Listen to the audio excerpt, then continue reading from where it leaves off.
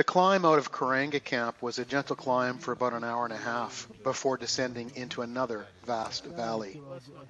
Here you can see our tents not so far behind us, although it took us 25 minutes to get to this location in the thin air. Yeah,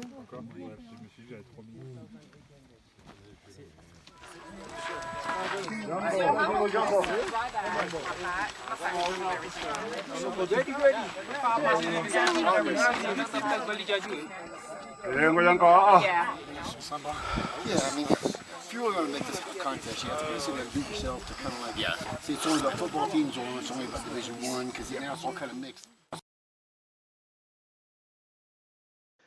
Here we are looking back across the valley that we just traveled. Beyond the horizon, there is a gentle slope down to Karanga camp. Here is our first glimpse of a glacier atop of Kilimanjaro, some 4,500 feet above us.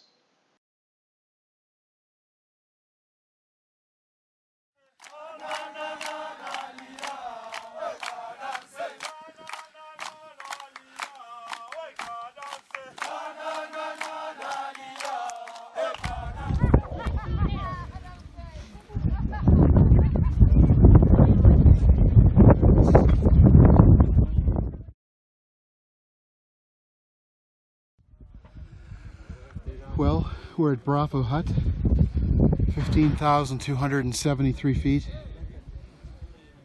There's the summit of Kilimanjaro there. This is the high camp that we're supposed to camp at, but our guides want to take us another 800 feet higher tonight. So we got another 800 feet to go, which of course will be 800 feet that we don't have to do in the dark tonight. So we're going to be leaving here in about 10 minutes.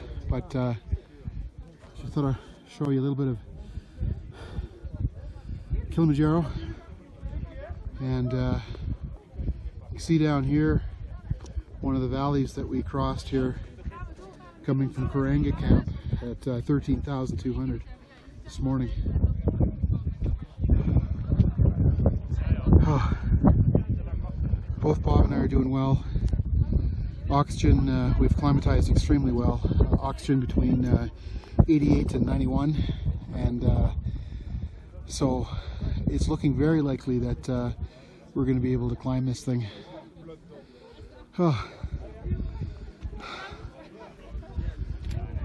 So we've done 2,000 feet today, and another 800 to go. A couple hours sleep, and Howdy. howdy, and there's Sheb. Nice to see you. We are 764 feet above high camp.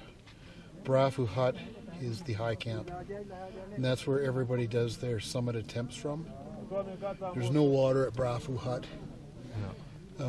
Anyway, our guide, August, said last night that he felt that this team could push a little further. Good. And and also he didn't want us to do that boulder thing that we just did at night. So we pushed another hour past Barafu Hut, and we are now at 16,007 feet. It's just before 1 o'clock in the afternoon, and we're 3,334 feet below the summit. Both you and I have been climatizing pretty good. Yeah. What was your oxygen this morning, roughly? I think 90 or so. Yeah, I was 90. I checked mine just now and it was 84 at 16,000, and so we'll see if it picks up. Again, August said, don't worry about your oxygen now. He says that doesn't work very well at high altitude. I don't know if that's true or not, but that's what he said.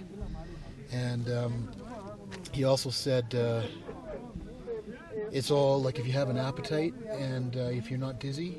And I got dizzy a couple times today where you just had to stop and breathe. Yeah. Did you feel that? You just got to stop. Yeah. And but I think this is the highest I've ever been in my life right now. Yeah. Lunch ready. Okay, Lunch is we're ready? Yes. All right, we'll be right there. 20. Okay, we're videotaping. Put them on the video. Okay, stick your head in here for a second. Come on back. It's our cook. That's our cook. Greatest cook. That was ever. Paul. Yeah. Nicholas is the cook, and so we got to go eat, I guess. So you wanted to talk about the water. Yeah, they hauled it all night. Back and forth. There's no water here, so we were in Karanga camp last night, Yeah. and the porters left last night, and they're each carrying 20 liters Yeah.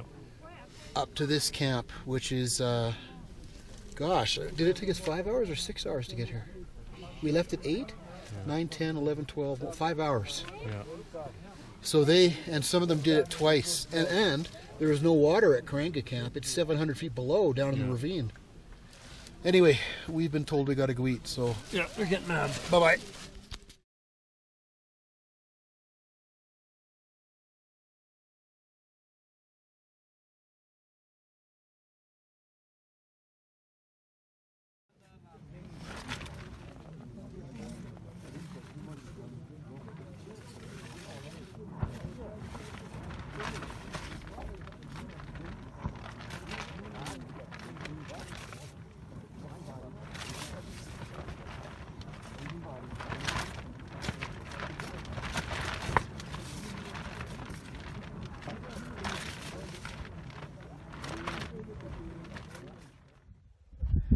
Hi. It's 3:49 p.m. on February something, the night before our summit attempt, 16,000 feet. Bob's sleeping in the tent right now. My oxygen level's back up around 90, so I am totally climatizing, which is great. I have no headache. Half the crew have severe headaches. They're taking everything they can.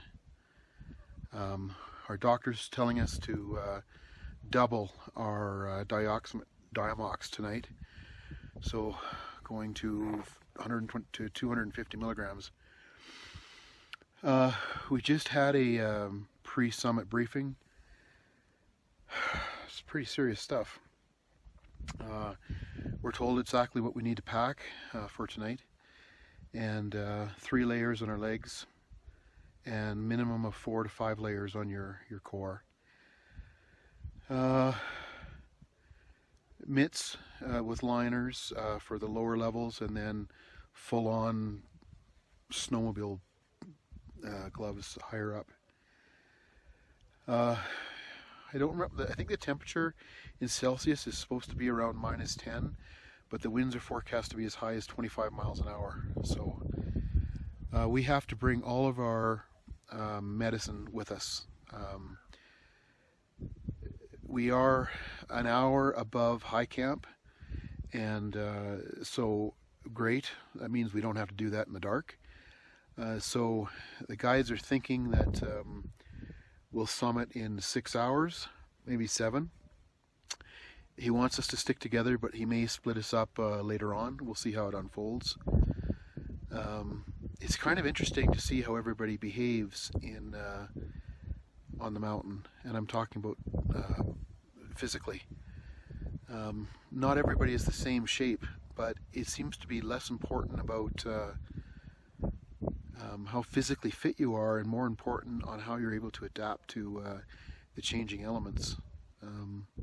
I had a mild headache maybe 3 days ago when I was around 11,000 or 12,000 feet. Now I'm at 16,000, I have nothing. So my oxygen level was 90 in the tent. Read that about 30 minutes ago. I just want to mention a couple other things. The guides are amazing. Climbing out of Moray Hut in a snowstorm 3 days ago. I guess my rain gear tore apart in the wind, and so one of the guides gave me his, and as I'm climbing out of Moray Hut, somewhere around 14,000 feet, The wind shredded mine, and he had given me his, and it also came unbuttoned, and within like 15 seconds there was 3 guides on me, making sure I was completely tightened up and pulled down tight around this area. It's just spectacular. And I'm going to talk about poles and their value of hiking poles with on Kilimanjaro later on, but all I can say is you need poles. And this is coming from a guy that doesn't use poles. So I did not rent poles, I didn't own poles, and one of the guides by the name of Love God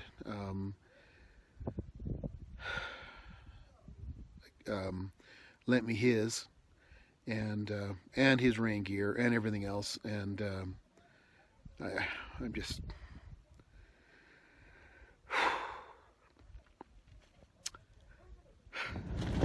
part of the preparation for the summit is to pack an extra liter of water. This is separate from the 2 liters of water that are within your backpack water bladder. Experience has shown that it is not uncommon to have your water bladder freeze on summit night, leaving you with nothing to drink. This emergency liter is not readily accessible, as it is stored inverted in your backpack, tucked away inside 2 socks for insulation. It is stored inverted as water freezes from the top down, so the opening remains free of ice.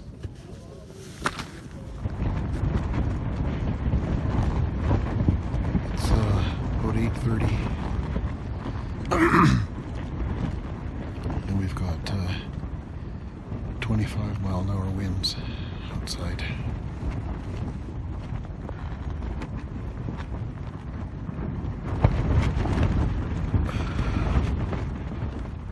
Not looking very good.